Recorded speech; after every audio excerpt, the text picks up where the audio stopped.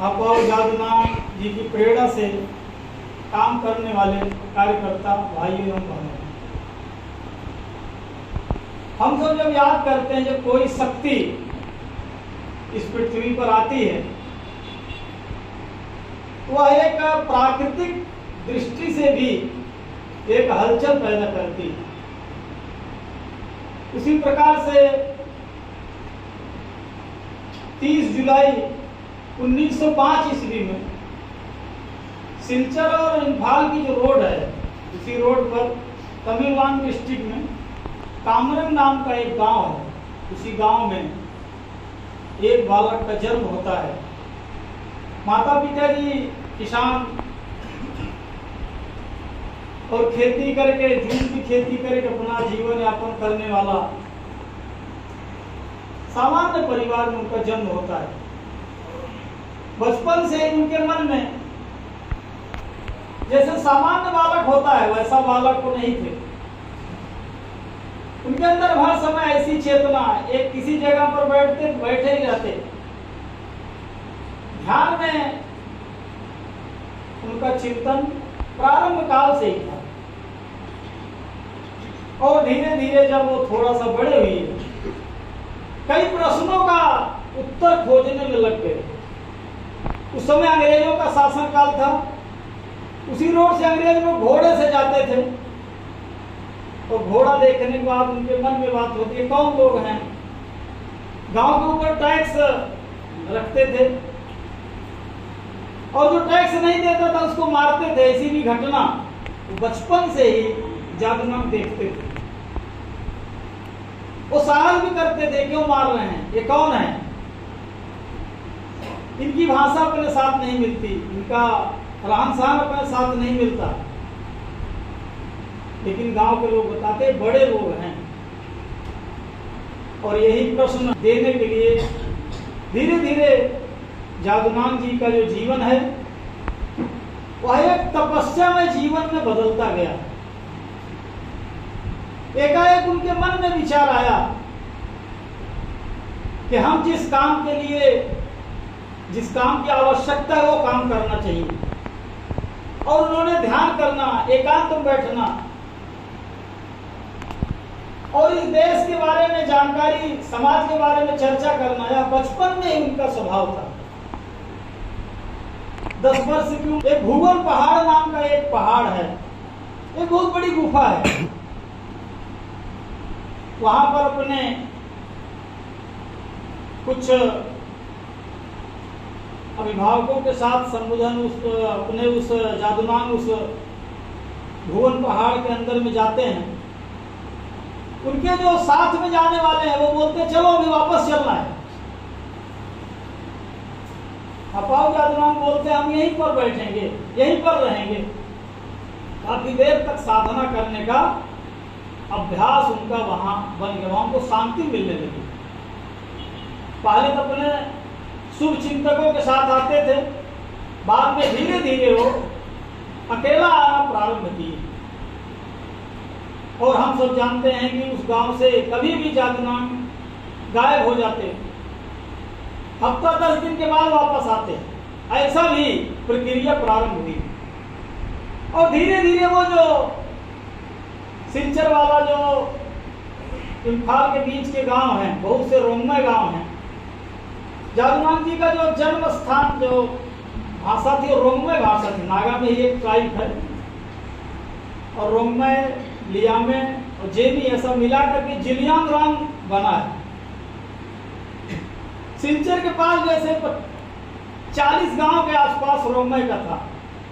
उन्होंने उस 40 गांव के अंदर में भी काफी युवाओं को देशभक्ति की बात, समाज भक्ति की बात, आंदोलनात्मक काम खड़ा करने की दिशा में आगे बढ़े। और धीरे धीरे 18-19 साल की उम्र में जादूनाम जी एक बड़ी समाज जागरण का काम उन्होंने प्रारंभ किया। और उसी गुफा में तपस्या करते हुए, गांव गांव में संपर्क करते हुए, उनका लुंगाऊ नाम का जो एक गांव है, लुंगाऊ है, चिंकाऊ है, ऐसे गांव में उनका आना जाना प्रारंभ हुआ। और वहीं पर रानी माँ के साथ उनका संपर्क हुआ। और रानी माँ भी उसी दिशा में अपना चिंतन करती थी और उसी चिंतन को एक बड़ा विचार बनाने की दिशा में उसी जो वहाँ का भुवन पहाड़ है उसी में वहीं पर वो दोनों जाना प्रारंभ किए और वहीं पर एक साधना करके आगे आने वाले समाज कैसा होगा, इसके लिए क्या चिंतन होगा, क्या कार्य योजना बनेगी, इसके बारे में काम प्रारंभ होगा। और हम सब जानते हैं रानी माँ और जादू माँ इन दोनों से तिंगवान सीधी बात करते थे। भगवान की बात वहां पर सीधी होती थी, भगवान सारी बात उनको बताते थे। और क्योंकि रानी माँ और जादूनाम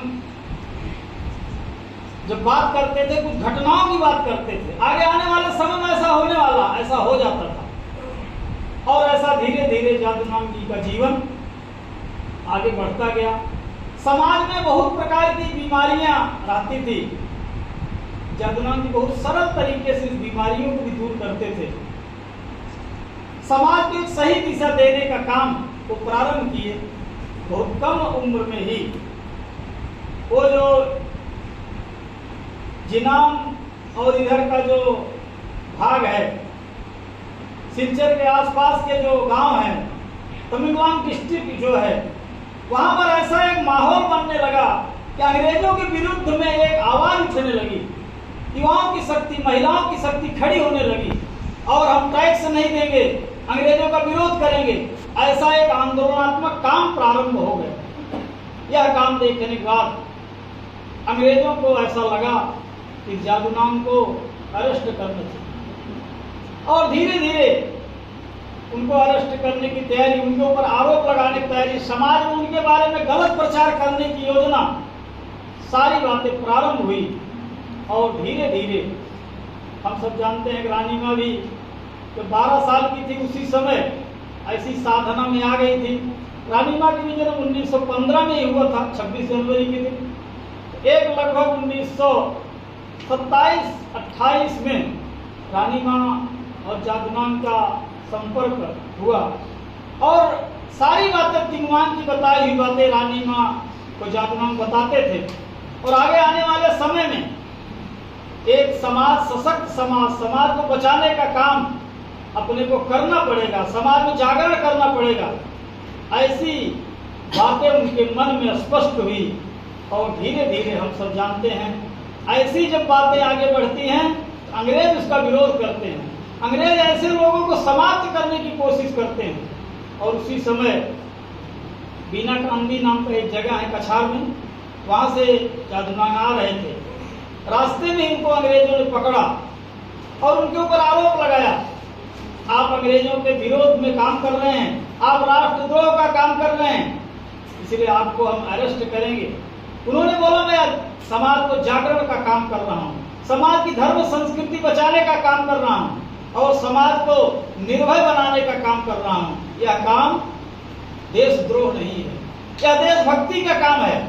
ऐसी बातों को सुनने के बाद अंग्रेजों को ये लगा यह बालक यदि ज्यादा दिन तक रहेगा तो ये समाज में एक नई ऊर्जा खड़ी करेगा, इसको समाप्त करना चाहिए।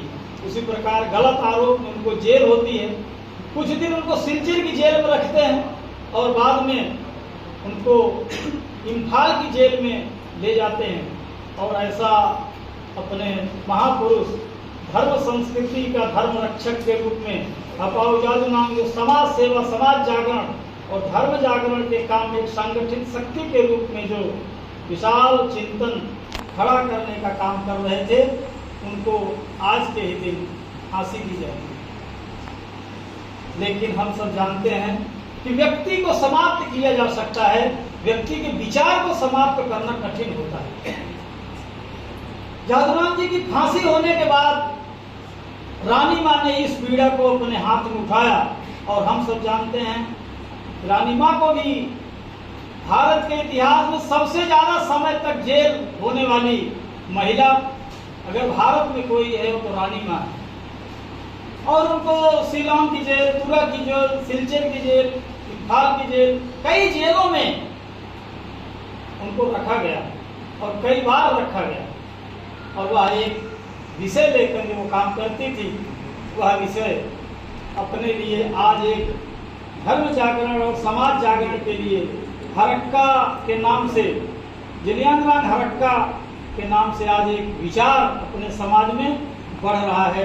आज वही विचार एक धर्म के जागरण के लिए, अपने धर्म को महत्व देना, अपने धर्म के प्रति श्रद्धा जागरण करना, मंदिरों का निर्माण करना, संस्कार की व्यवस्था करना और अपनी कल्चर को बचाए रखने के लिए, धर्म संस्कृति को बचाए रखने के लिए कार्य करना, तो रानी माँ ने हम सबको दिया है। आज उसी हपाऊ जादूमान जी के विचार को रानी माँ ने आगे बढ़ाया। आज हम सब इतने लोग इस काम को आगे बढ़ा रहे हैं। यह विचार एक मृत्युंजय विचार है, समाप्त नहीं होने वाला विचार है, पवित्र विचार है, धर्म का विचार है। इसलिए इस धर्म के साथ चलने वाला समाज मृत्युंजय होता है, अमर होता है। इसलिए अमरत्व की तरफ बढ़ते हुए हम सब अपने इस हपाऊ जादूमान जी के विचार को अपने जन जन तक पहुंचाने का काम, धर्म संस्कृति में पुनर्प्रतिष्ठित करने के लिए जो लोग आज वापस चले गए हैं, मिशनरियों के चंगुल में फंस गए, उनको वापस लाने की दिशा में भी हम सब चिंतन करेंगे।